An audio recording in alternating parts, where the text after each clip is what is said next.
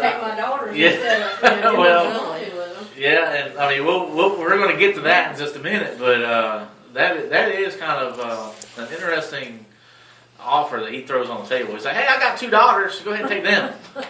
I'm like, well, women weren't amounted to much back then either. You know what I mean? well, But still, I look like, at that. yeah. Every time I've read this, I've looked at that differently though. He knew they were God's sent people, and he's looking to protect them. Okay. I don't. Well, I mean, you know what I mean? Like, I don't know. The way I read it, I don't see that so much as, I don't know. Maybe I should have looked at it differently. Shannon's like, "Oh man, if I ever get to Sodom, I'm out. I'm not even going in the city." I think you better keep going. I see where I stand.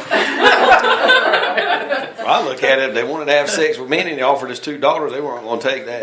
Oh, well, I didn't think about that. Yeah. Exactly. Yeah. All right. So let's roll on. Let's see. Let's go with 11. Let's say 11 through 17. What's that? I'll read it. Then they struck an end that were at the door of the house, young and old, with blindness, so they could not find the door. The 2 men said to Lot, "Do you have anyone else here, son-in-law, sons, or daughters, or anyone else in the city who belongs to you? Get them out of here, because we are going to destroy this place. The outcry to the Lord against his people is so great that he has sent us to destroy it."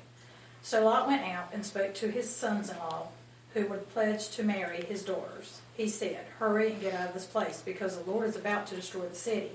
But his sons-in-law thought he was joking. With the coming of dawn, the angels urged Lot, saying, "Hurry, take your wife and your 2 daughters who are here, or you will be swept away when the city is punished." When he hesitated, the men grasped his hand and the hands of his wife and of his 2 daughters and led them safely out of the city, for the Lord was merciful to them. As soon as they had brought them out, one of them said, "Flee for your lives, don't look back, and don't stop anywhere on the plain. Flee to the mountains, or you'll be swept away." Okay. So here's where we see where the angels are like, "All right, y'all got to get them out of here." All right, because already we just see how vile the city is. So leave. All right. So then this is where he tells them, "Don't look back." All right. Basically, he's saying, don't even care what happens. Do not look back. So now, why is it you think he's telling them don't look back? What's so significant about that?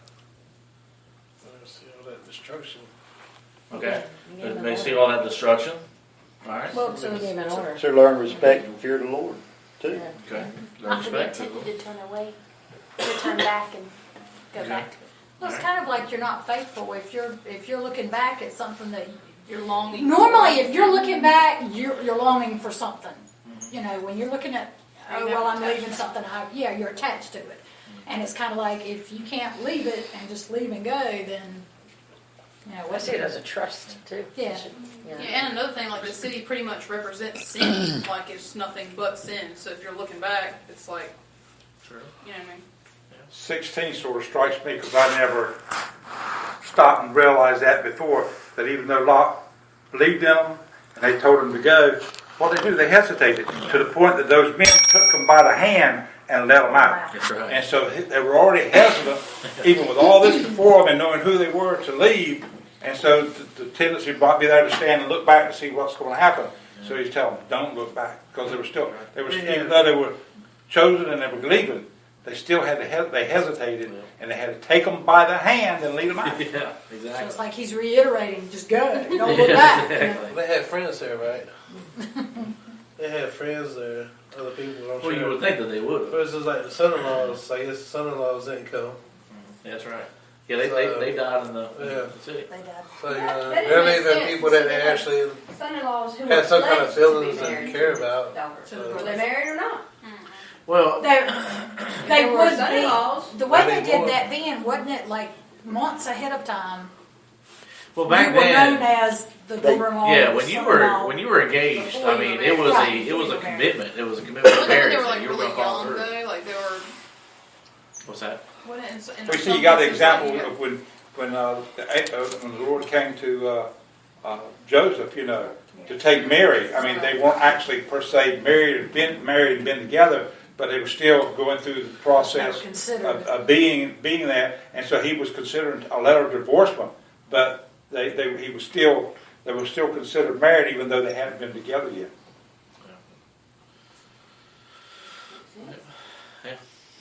Biblical times are a little bit different than the way we do things today. Because nowadays, well, I'll get married, and if I don't like him or I don't like her, then Get 6 out of it. months or whatever. When I get tired, I'll get a divorce and I'll find me someone 72 else. days. Yeah. There's no commitment. Yeah, like that That's really show, long. was it Marriage at First Sight or something like that? You ever seen that show? It's like, I haven't watched it, but I've seen that commercial. Oh, is on it. it? But I- That's Where they mockery. meet each other at the wedding for the very first time and get married. Are you lost? Yeah. Like, Yeah, are you it's kidding me? again, it's just a mockery They on have, marriage. they have like family members or friends or something that pick the person, and I go, Yeah. my I family found members. like they haven't even kissed Forget yet that. because they didn't like each other. Yeah.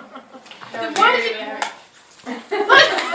you think you're gonna like this person? Like, Yeah. I A don't know. reality show. Yeah, that's what So it is. 5 minutes of fame, I guess you're right. Ratings and All right, so they got the command, hey, you leave the city and just flee, and don't ever look back. All right, and so now we're in 18, and actually let's go ahead and try to finish this one up. So let's go 18 through 29. So I know it's a little bit lengthy, but who would like to brave that one?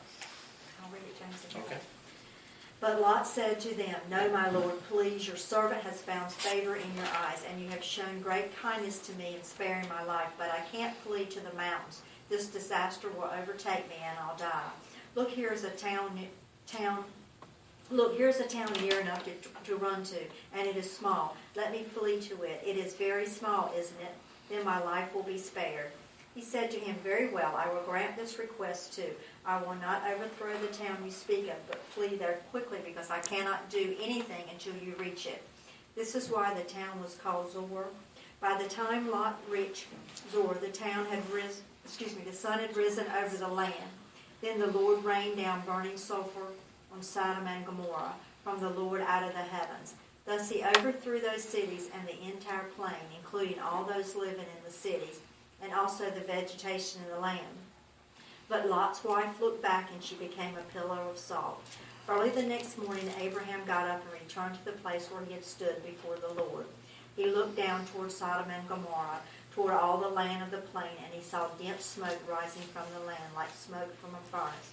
So when God destroyed the cities of the plain, he remembered Abraham, and he brought Lot out of the catastrophe and overthrew the cities where Lot had lived. Okay. So here we got, they said, okay, well, there ain't no way we're going to make it to the mountains. All the fury falls upon these cities. So is there any way we can go to this nearby town? And so they're like, all right, you know what, you're pushing your luck, but fine, okay, go. So then you better hurry up, because we're going to hold back the wrath until you get there. And so when they finally get to the city, then just fury is just unleashed on the two cities.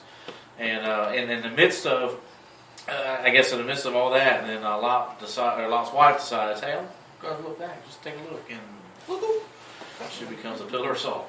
So that's right. That's probably what it sounded like to you. You can quote that. All right. So when we look at the account here, Lot. All right. So we'll go kind of towards the beginning, back to chapter 19. Now Lot, he invited these men to stay in his home without even consulting his wife. Now, what sort of home do you think that Lot's wife must have had for maybe him and his children? What kind of homekeeper do you think that she was, or type of woman do you think that she was? very nice. I mean, I'm Is sure it very they nice? lived in a pretty nice home, but she was used to the finer things. Okay. All right. She obviously liked where she was. She liked where she didn't was? want to leave it. Okay, that's She okay. hesitated. They had to pull her out, grabbing their hands. I mean, Yeah. Okay. All right. I kind of envision, it's kind of like maybe a warm, welcoming home where, because it says, as soon as they went in, he started, making them a meal and that kind of stuff, and so, I kind of see it as like an inviting home, somewhere where you felt as though you're welcome there. This is kind of the way I envision it, but I could be completely wrong on that. Well, it's back then, you wouldn't be going to your wife and say, "Can I have these two being come in? You fix it." Well, that's true. He said, "You will fix a meal for us." He's basically right. I mean, about women didn't have a chance back then. I'm kidding. that. You're right. Try that nowadays. I'll tell you what, Marshall, you were born in the wrong era. But he said he prepared the meal. You know, and it does. It says he prepared it. So I mean, but So that's some kind of honor that he could be. yeah, I mean that's basically what it was. It really was. It was a sign of deep respect and reverence towards somebody if you prepared the meal for a particular person. So, and that's what he was doing. I mean, he wanted to show them honor and respect. Well, he'd already bowed down. I mean, his face to the ground or the floor. Yeah, but I'm gonna tell you what now. If I got two messengers from God, right, and they hanging out with me, I'm gonna be at every beck and whim. I'm gonna give them oysters You're gonna pull out and all the shrimp. stops. Yeah, I'm gonna cook them a couple steaks. Like, hey, how you like your steaks? Medium rare. So I mean, I'm gonna do whatever it takes for them to feel welcome and just to feel at home. And that's pretty much what we're kind of seeing with Lot here. You know, he's wanting to show them honor and he wanting to show them respect and let them know, hey, you're welcome in my home. So that's kind of the vision that we're seeing here. How many of you guys would invite a family to your house for a meal without first consulting your wife? Yeah, and there's the other thing. Yeah, I mean, and that's actually going to be. I say you get in there and cook for these folks. That might be why he's going to. That's right. Exactly. Well, and that was the next question I'm going to ask you. Is the idea of how many of y'all would? What is your response if you have somebody come to your home and you weren't expecting at all? What would typically be your reaction? Holy crap, my house is not clean. Exactly. Like, can you give me just a second? Like, look at what I've done outside. Yeah, Throw this in the closet. I said, can you pick up toys first? Yeah. I would say, do you like peanut butter and jelly? That's Ramen exactly noodle, right. chicken noodle, what kind of noodle you want? You know, like, cereal? I was a new Christian when this happened to me. Doug, he drove one car to church and picked up a load of people. I drove another, picked up a load. Well, when I got home, you know, I had my kids with me.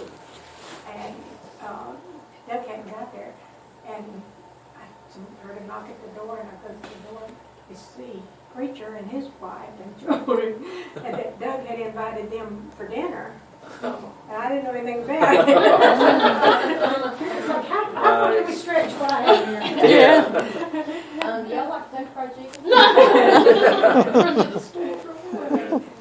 Well, I know that like anytime Andrea were to do that, she does it very rarely. Like, she'll ever have anybody come over and didn't just let me know. It was very rare when she does. I'm kind of surprised because, like I said, it's very rare that she ever does that. And whenever it happens, I'm like, hey, okay, well, cool. We're going to have some people here. We're going to just fellowship. Now, me on the other hand, I do it way too many times. I'll just walk in the door and she's like, oh, hey guys. And then I'll have like 4 or 5 people behind me. And so then she's frantic because now she's like, she's got to be a good host and she wants to find something to cook for lunch and all that kind of stuff. And so as many times I do it, I think I would have learned by now, hey, I need to probably call ahead and let her know, but sometimes I'm still just stupid and don't do it. So I just wonder if all preachers' wives are in this. I think so. I think so. No telling who to bring home with him. Yeah, I have to give credit to preachers' wives. They have to roll with a lot of punches. I can tell you that. So, have to wear many hats very quickly. That's all I can say. So would any of y'all ever just be frantic and just stressed out because just all of a sudden somebody came to the house you weren't expecting? Yeah. No. No, when they come to my house unexpected, I just say, well, come on in, this is how we live in it. Most of the people who come visit us, they're like, This oh, is it. they This is it. understand how it is. They're just like, okay. That's right. And most of the time, there's enough left over at my house. I came from a big family, so fixing for 4 is really hard to do. We eat for 3 days afterwards. There's always lots of leftovers because it was a big family. When I was growing up, you fixed enough for 7 or 8 people, and that's a hard habit for me. That's a good one. Yeah, we might just pop up sometimes. Hey, what's for dinner tonight? But when you see a church fan pull up full, you might I better might have to drag it all Yeah, out. exactly. Shannon, go to Hardee's, buy all the chicken. 12 and 8 people. All right, now we kind of maybe addressed this a little bit earlier, but what do you think of Lot's suggestion that he was trying to give his daughters over to the crowd that came after these 2 guests? I mean, what do you think about that kind of response that he gave? I don't like it. Was that? I don't like it. I You mean, don't like I it? wouldn't, if my husband were to do that, It Should would be happen. single. Yeah.